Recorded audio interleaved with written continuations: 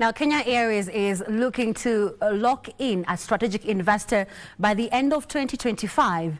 Now, Kenya Airways Chief Executive Officer Allan Kilavuka says an investor would help the airline grow its fleet from 60 aircraft by 2030 to overcome capacity challenges.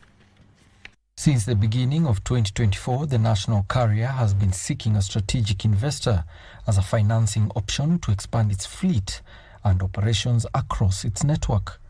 This has not been forthcoming, even as challenges such as undercapitalization, bottlenecks in manufacturing, rising costs of materials, changing regulations, and regional conflicts continue to ravage the aviation sector.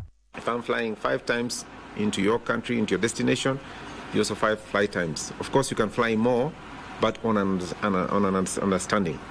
Unfortunately, and this is historical in Kenya, that has not been implemented effectively, so that you find that there is a big imbalance, particularly where Kenya Airways is concerned. KQ Chief Executive Allan Kilavuka says having a strategic investor on board means the airline will have more capital to invest in supporting its operations, even as 3 of its 9 Boeing 787 Dreamliners remain grounded.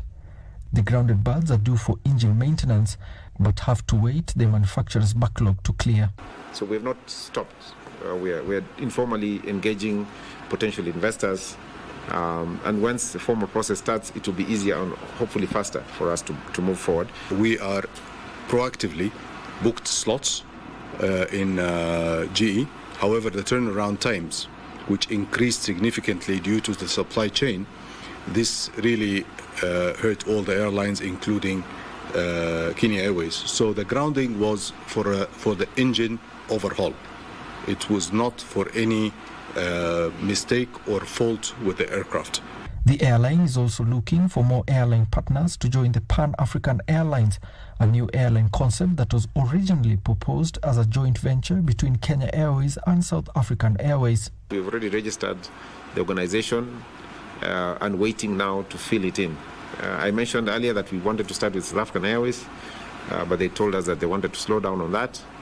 So we've already started informal discussions with other African carriers who would come in. To escape the yoke of undercapitalization in Kenya's aviation sector, industry players say more needs to be done in terms of policy support and capital injection. Allan, Prime Edition.